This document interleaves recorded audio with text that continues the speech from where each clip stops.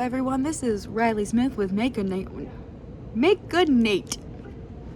I'm nailing it. This has already started really well. This is Riley Smith with Make a Nate.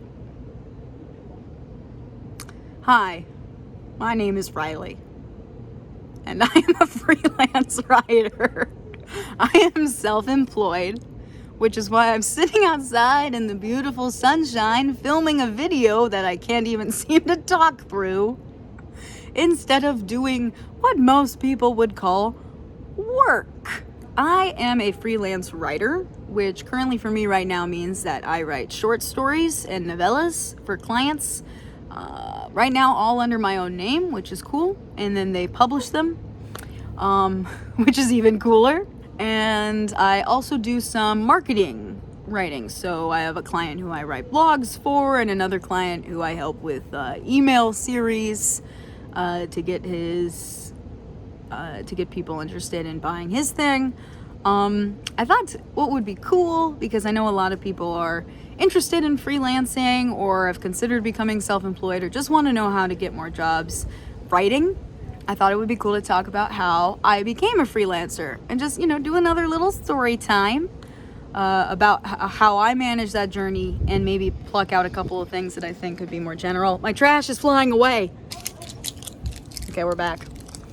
And pluck out some things that I think could be more generally helpful, lessons that would generalize a bit more, because everybody's journey is going to be a bit different and everybody's goal is going to be a bit different.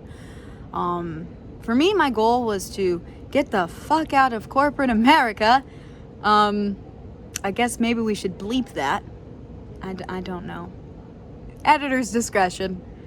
But to get out of corporate America, because I hated it, and to spend more time writing, and to feel more creative, to get used to creating on a schedule, because my ultimate goal is to just be a creator, be a writer or a Twitch streamer, and or all of the above.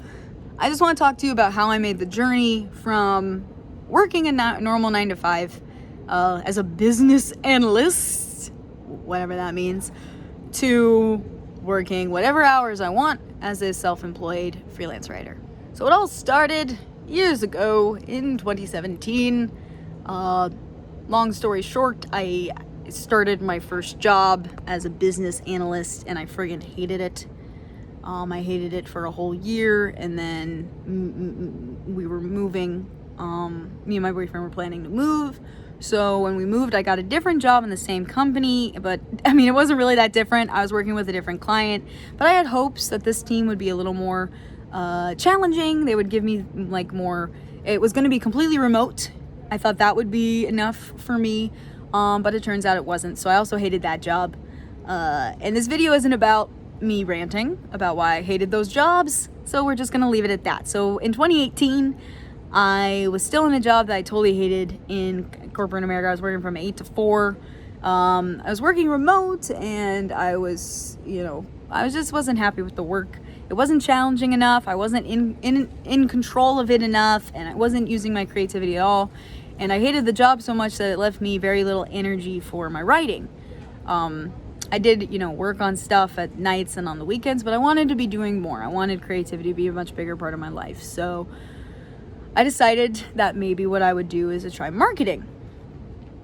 And it's kind of funny because, my background is in English and theater and comedy. I'm a comedy writer now, pretty much. That's what I tell people when they ask, what do you do? I say, I'm a comedy writer. But in my job, I had worked as an accounting intern and then become a business analyst. So I was, supposed to be like a techie numbers person, which was hilarious to anybody who knew me in my private life. But I was able to do that because I like spreadsheets and I have basic critical thinking skills.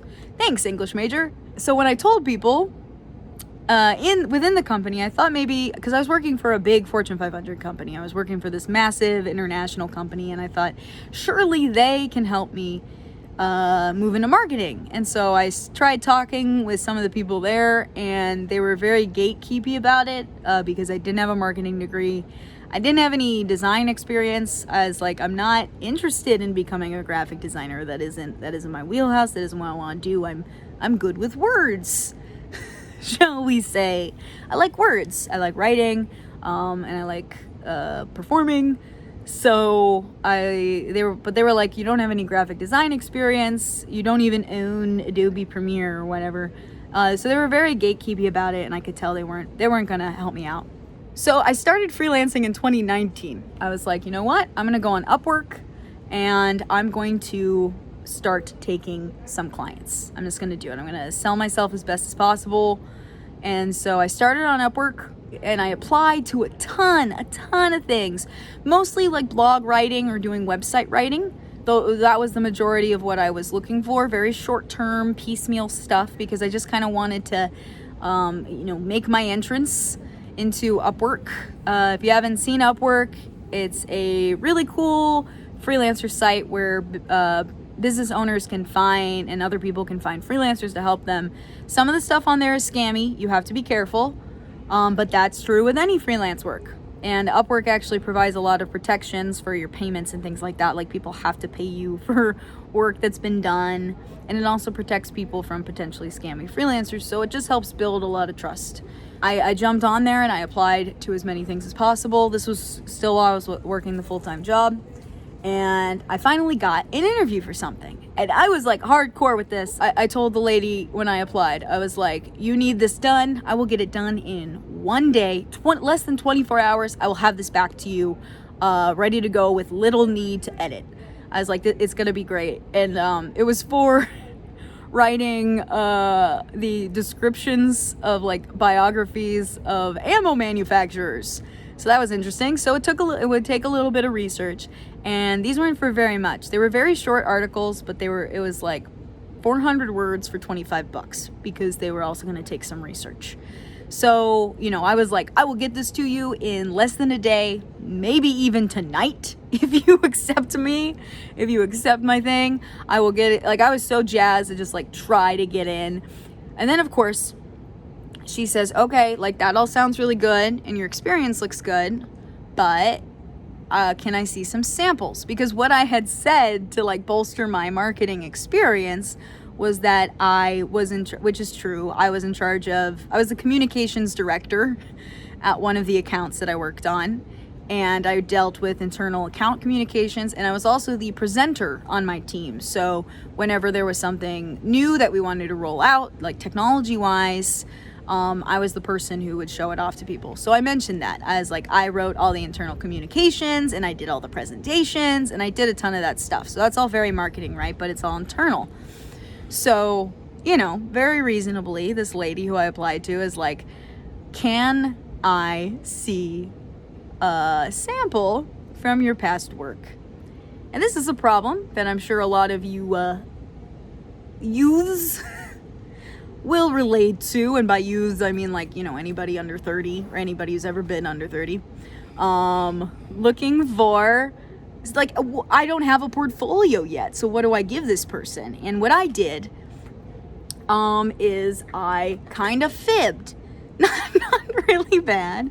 But she was like, can I see some samples of what you did? And I said, oh, I'm sorry.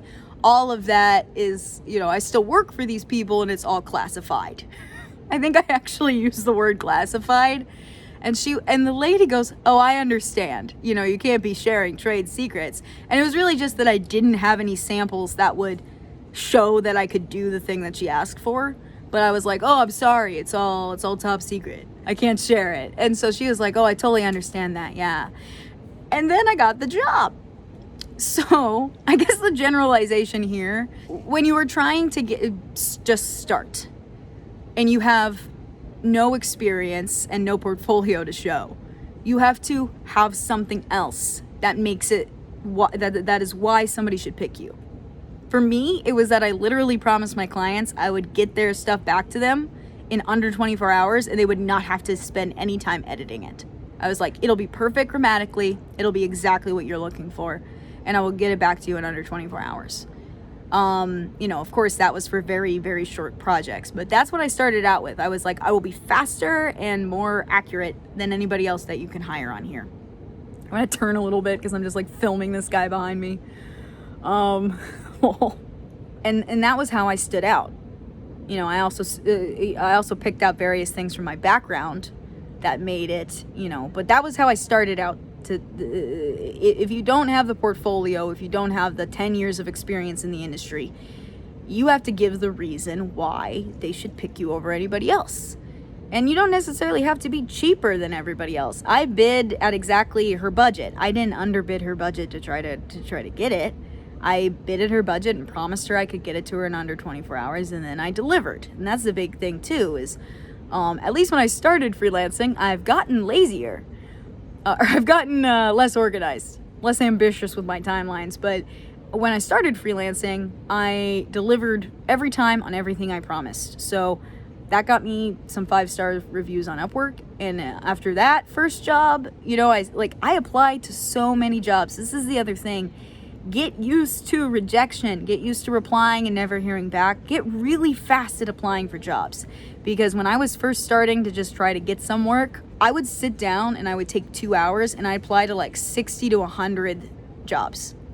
Literally that many.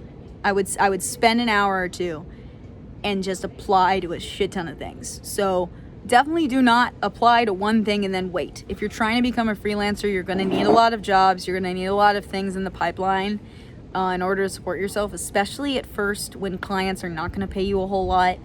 You're not going to get a lot of long-term clients right away. And I mean right away, like when you first start, because let's continue with my journey and you'll see. Started getting marketing clients, mostly blogs and stuff like that. But eventually I started doing a little bit more. I started helping people with emails or with building, working on, and I would start with a small project from a client. The easiest source of revenue is somebody who's already paid you. So make sure you impress the clients that you get, because they will help you find other jobs. And the other thing that I did at this point when I was starting freelancing is I told everybody I knew that I was freelancing and I was looking for work, and I told them exactly what kind of work I was looking for. I said, I am a words person. I want to write things for people. These are the 2 things that I told everybody I knew, and that is how I got some of my clients as well when I was starting out. I got several good clients just through connections like that. But here's the funny part of the story. At this point, I was already freelancing quite a bit. So I was working full time, and also, so expect to do that. If you're not just gonna quit and you don't have the financial safety net to just jump right into freelancing, and you want to shift like I did, expect to have a period of your life where you are working full time and doing 5 to 10 hours a week as a freelancer. You just got to do it, because then you got to build up your client base, you got to build up your experience and build up your portfolio. So be ready to be working a lot of the week. Yeah, so I was telling someone, there was this guy who I didn't really like at my work, but my mom was like, oh, but he had left to start an app or something. And my mom was like, you should contact that nice man who went and started an app. Maybe he knows somebody, because he knows people in startups and stuff. And I was like, that's actually kind of reasonable. Okay.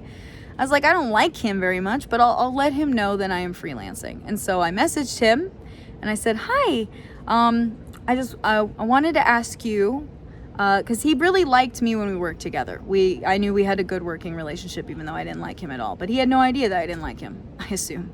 I said, hi, I'm just starting to freelance. I'm trying to move a little bit more into marketing and creative work, because that's actually where my interests lie. I was wondering if you knew anybody who needed marketing help. Maybe if you know somebody who's trying to start a business and needs copywriting, things like that. I would really love if you could connect me and I could help them out. And the lesson of this story is going to be, don't listen to people who say you can't do it, or don't listen to people who haven't done the thing but still try to give you advice. So what he responds to me is, well, I don't think people are going to believe that a business analyst is also a creative words person. So what you should probably do is take some graphic design classes, spend a lot of time learning and building your portfolio, and then go ahead and try to get a job with the marketing department at your current company, which I had already done, and it hadn't friggin' worked, and then learn slowly over. He was literally like, then take the next 5 years to build a portfolio. That's what he told me. Take the next 5 years to build a portfolio up. And then I think you can start looking for freelance work. Then I think people will hire you. And I told him, well, I actually already have clients. I have quite a few. I've already been hired by several people. Just wanted to know if you had anybody who needed any marketing help. Thanks for the advice, and goodbye forever, you giant asshole. So don't listen to people who haven't done it. Don't listen to people who tell you that you can't do it. Be smart.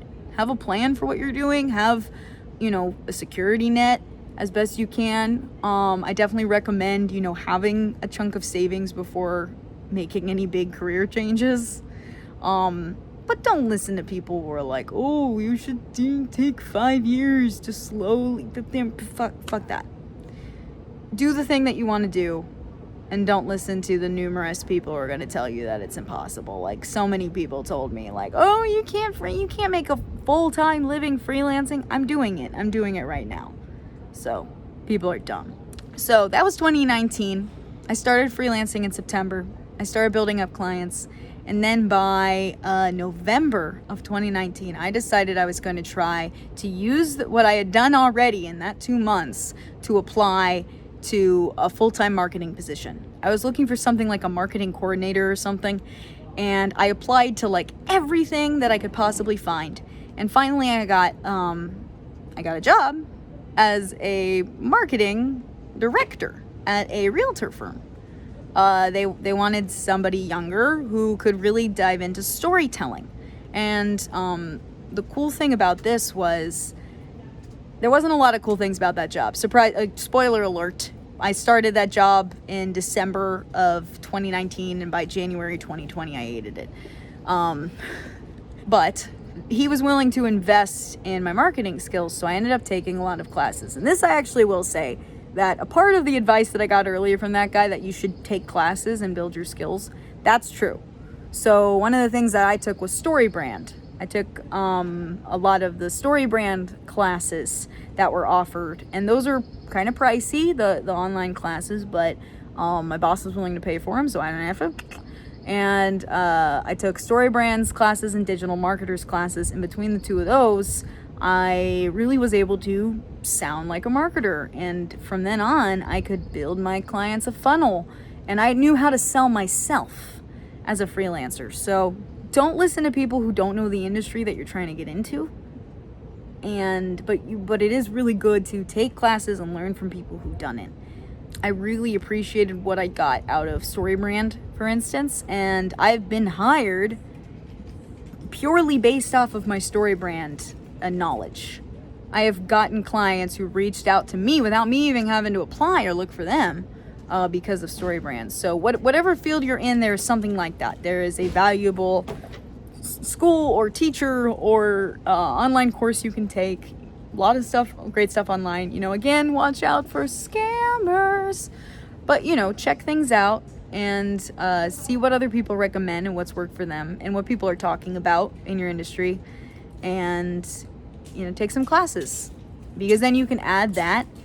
Now you've been kind of building your portfolio, right? And now you're adding more skills and more knowledge, and you're able to use the fancy marketing words. So it didn't take long for me to also hate that job. And I pretty much just figured I don't like working for other people. I just don't like doing it. And I was like, okay, I just need to become a freelancer. I just need to full-time work for myself. So at this point, what I did is I just started gathering better and better clients. And when I would keep applying, even if I had a full schedule, I would keep applying to people who were better paying or more interesting than the clients I had currently. So I would drop off clients and then get better ones. As soon as I got better ones, I would drop off the ones that were lower paid or less interesting or didn't stretch my skills enough, until I had enough people to cover a half to 2/3 of my monthly expenses. So I had some money saved up from all this time of working full time and also freelancing and just trying to put stuff away. And I got enough clients to handle, if I was on a strict budget, to handle most of my expenses. At that point, I was ready to jump, but I was feeling kind of trepidatious about it. And in my case, now this will not be applicable, hopefully, to everyone's journey, but COVID hit. And I was still working full time, and my boss put me down to half-time. He put me down to part-time, which allowed me to work to get even more clients. I had 40 hours a week of freelance work, and then my other job that was supposed to be part-time was much less than that. It was more like 20 hours. Like I said, you're going to be working a lot in that transition period when you were shifting over, if you're not just making the full jump. After he switched us to part-time, I really devoted most of my energy to freelancing and building my clients and building my profile and cover letter on Upwork. And if you want to take a look at my profile, I actually include it in our top 9 ways for creatives to earn money online. So you can download that guide, and I'll give you like specific tips about starting on Upwork. But I think the generalized rule here is that if you want to become a freelancer, if you want to become self-employed, but you're like me and maybe you have a lot of medical expenses that need to be paid and you can't really just float, for any amount of time. You can't just drop your full-time job and like not have health insurance for a while. Like that was not an option for me. So I needed more of a shift. If you need to make more of a shift to self-employment or freelance work, start with asking your current employment for a work from home or flexible hours situation, asking them to maybe move to part-time or reduced hours. I know a lot of workplaces provide kind of flexible things like that now, or find a part-time job that works. If you're a teacher now and you would like to become a freelance writer, for example, then maybe quit full-time teaching, but find a sub position. Like I said, everybody's journey is a little bit different, but I think that worked well for me, and it's more of a cautious way to kind of jump into freelancing rather than just like, okay, I quit.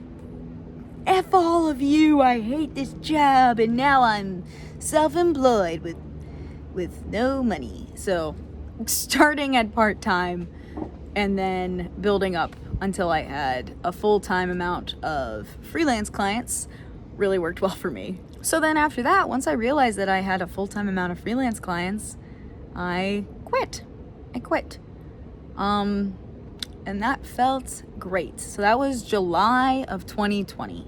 So as you can see, I went from not wanting my corporate job anymore at like the end of and starting to freelance in 2019, and by mid 2020 I was, wow, that is quick.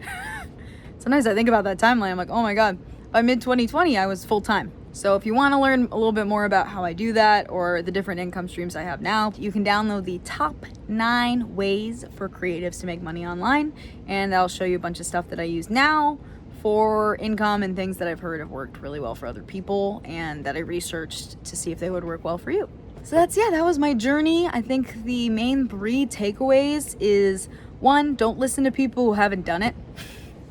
They don't fucking know. They don't know your life or what you're capable of, and they don't know how to do it. So why would you listen to them?